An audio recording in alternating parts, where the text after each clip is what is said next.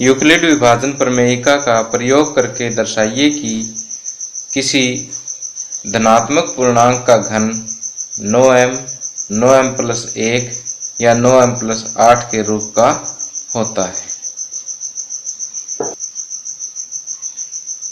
माना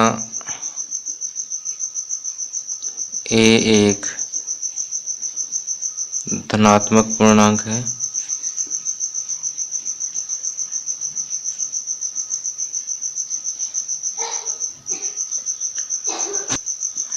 यदि b बराबर 3 लेते हैं तो a जो है वो संख्याओं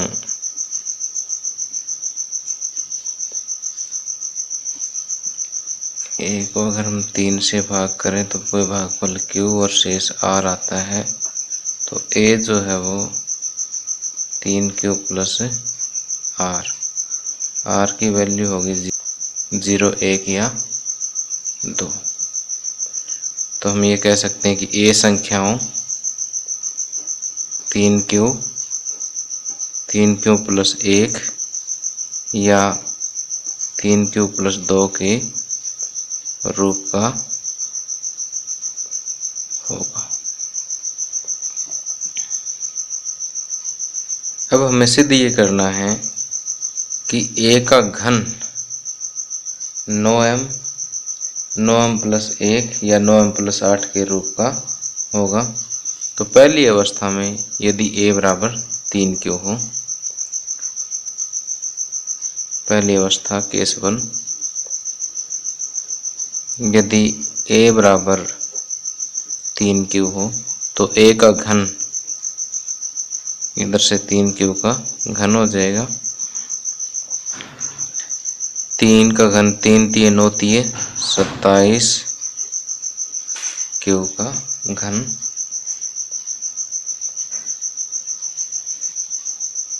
तो 27 को मैं लिख सकता हूँ 9 गुणा 3, 27 को 9 गुणा 3 क्यूब, अर्थात ये 9m। इतने फैक्टर को मैंने m कह दिया क्योंकि q एक पूर्णांक है तो q का घन भी एक पूर्णांक होगा, और पूर्णांक को जब 3 से गुणा करेंगे तो भी पूर्णांक होगा। तो इस पूर्णांक को मैंने m मान लिया, जहां m बराबर 3q का घन है। अब दूसरी अवस्था केस सेकंड, यदि a बराबर 3q प्लस 1 हो तो a का घन 3q प्लस 1 का घन के बराबर होगा।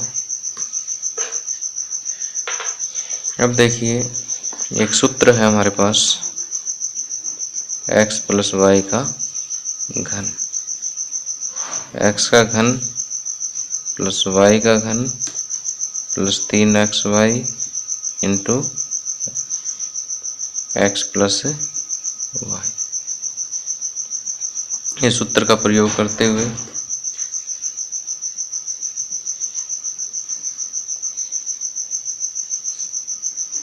तीन क्यू का घन प्लस y की जगह 1 का घन प्लस 3 गुणा 3 क्यू y की जगह 1 गुणा 3 क्यू प्लस 1। तो ये हो जाएगा 3 क्यू का घन 3 3 होती है 27 प्लस 1 का घन 1 प्लस 3 3 9 क्यू गुणा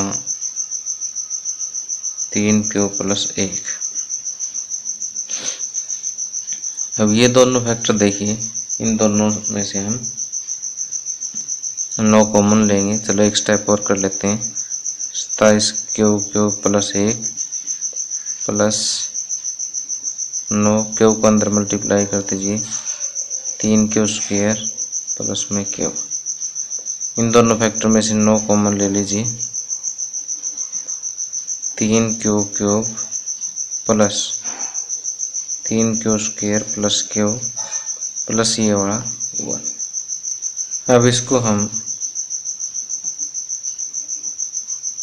9m प्लस 1 लिख सकते हैं, जहाँ m जो है ये पूरा वेक्टर है, जहाँ m बराबर 3q cube plus 3q square plus q है। तीसरी अवस्था में केस थर्ड,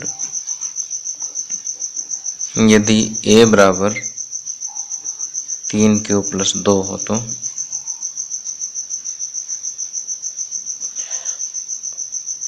a का घन 3q प्लस 2 के घन के बराबर होगा। फिर वही फार्मूला हम यूज करेंगे, x cube plus y cube बराबर x cube plus y cube plus 3xy into x plus y. X cube plus y cube plus 3xy into x plus y. 3 3 होती है 27 क्यूब का स्क्वायर प्लस में 8, 3 3 9 दूनी 18 cube गुणा 3 cube plus 2, 27 cube plus में 8 plus 18 गुणा cube को अंदर मल्टीप्लाई कर दीजिए 3q स्क्वायर प्लस 2q। अब इन दोनों फैक्टर में से 9 कॉमन ले लेते हैं। 9 कॉमन लेंगे तो 9 3 27 क्यूब प्लस 9 दूनी 18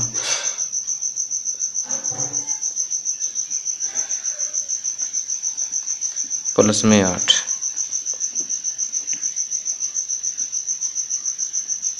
दो को अंदर मल्टीप्लाई कर देता हूँ, 2 3 6q स्क्वायर प्लस में 4q प्लस 8। अब इतने फैक्टर को मैं m कह देता हूँ, 9m प्लस 8, जहाँ m बराबर 3q cube plus 6q square plus 4q है। तो यहाँ पर भी क्योंकि q एक पूर्णांक है तो इनका घन स्क्वायर और ये सारा फैक्टर क्या होगा, एक पूर्णांक होगा। तो यहाँ पर हम तीनों केसेस में देख रहे हैं कि पहले केस में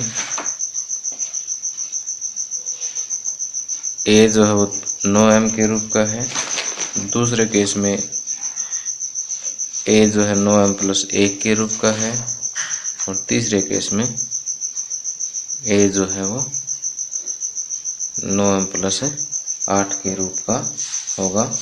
अतः हम लिख सकते हैं, अतः a धनात्मक पूर्णांक के घन को धनात्मक